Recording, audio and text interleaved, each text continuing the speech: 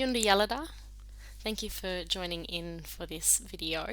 Today I'm going to talk about 4 things that you can do as a non-Indigenous person and potential ally, perhaps true ally, in doing better community engagement. So how you can more effectively engage with Bama people.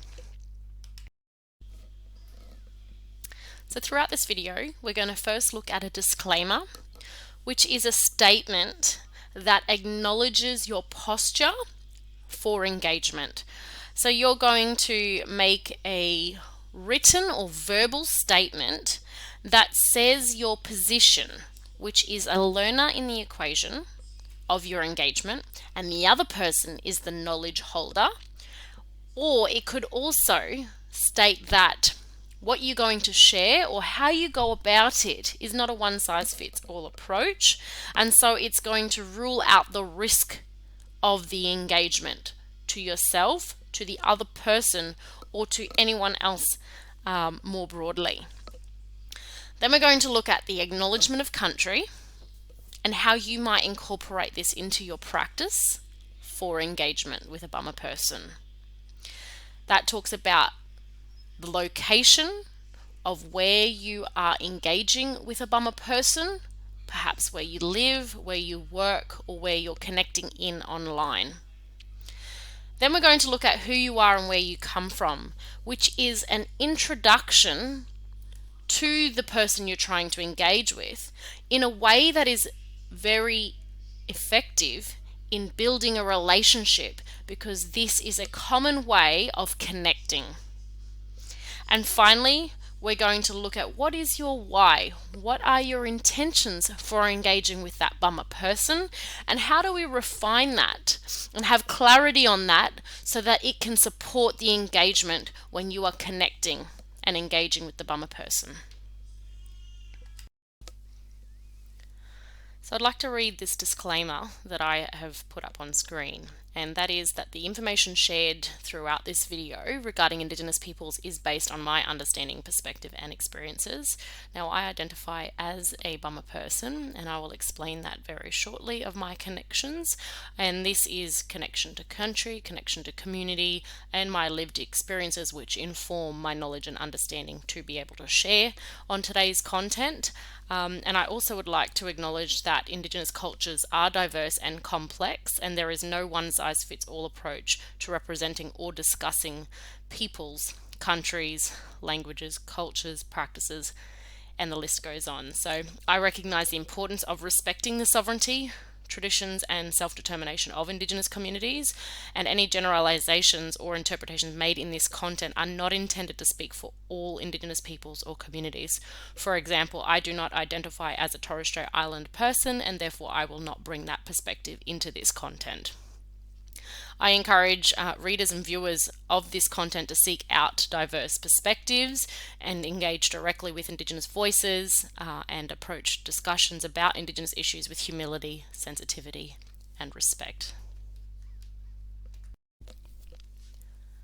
So I would like to now do an acknowledgement of country. Now, the words that you can see up on screen are very generalized and can be your starting point or baseline to personalize your own word of how you might do an acknowledgement of country. Now, an acknowledgement of country is a practice that you can do as a demonstration of respect when you are visiting the country of someone else. And so today I would like to acknowledge the traditional custodians of the land on which my work takes place, for where I'm recording this content and uploading this content, and pay my respects to the elders past, present and future of this location. Now, I am in the northern parts of Cairns, north of the Barron River, which is identified as Yuraganji country, so I would like to recognize that I am a visitor to their country today.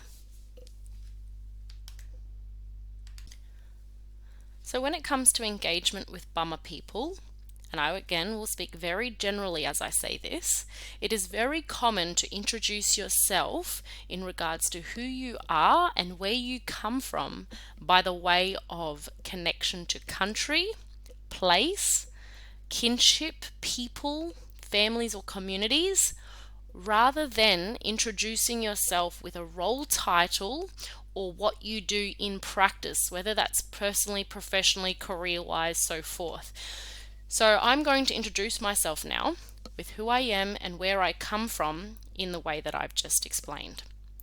So I am a descendant of the Eastern Gugyealanje rainforest and saltwater people from the Dulay, Daintree and Buru China Camp areas, as well as the Guggenyungal people from Gunner, Shipton's Flat area, which is all located in far north Queensland. Roughly my cultural and country boundaries are between Port Douglas and Cooktown area. So I also have connections to Valletta, Malta and London, England. So if you are to introduce yourself when engaging with a Bummer person, sharing about who you are and where you come from in this way is going to support the relationship that you are going to build with that person. So please do explain the connections that you have either to their country or to their people. Also, where you come from, where were you born, where did you grow up, but also where might your heritage and background or lineage be to countries perhaps from all around the world.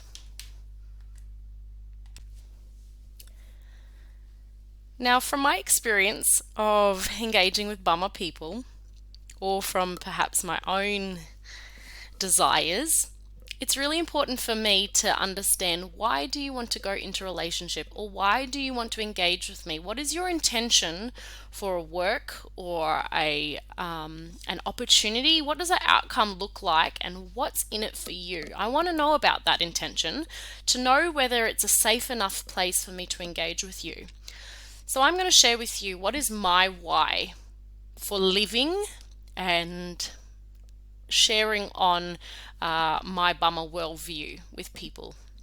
And so for me, it's about continuing on the legacy of my predecessors in an honor of their blood, sweat and tears that have been shed. So as I live my life, I want to ensure that I'm taking the steps necessary to ensure that the next generation may be healthier than ours. So my why is essentially my ancestors and my elders, but also my children. And I may never see the rewards or the harvest or the fruition of my efforts, but if I can live my life in a way that is in honor of both directions, past and future, then that is what gives me purpose in the day-to-day and in the now. I encourage you to sit with your why. Perhaps open a journal, grab a pen, write down a few key words as to why you hope and intend to engage with a Bummer person.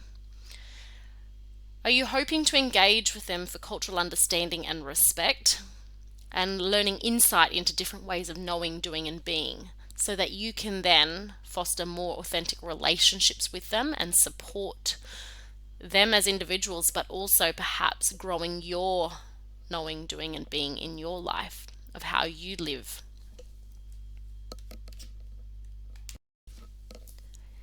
Is your why about reconciliation and healing? Are you hoping to reconcile relationship with Bummer people? Are you hoping to go on that healing journey and support their healing journey? Acknowledge the historical injustices and ongoing challenges that Bummer peoples face. Is it about addressing past wrongs and working towards a more equitable future? Through dialogue, conversation, yarns, through collaboration, working together, and active participation. Is it for you about that building of trust, repairing relationships and fostering a sense of unity and belonging?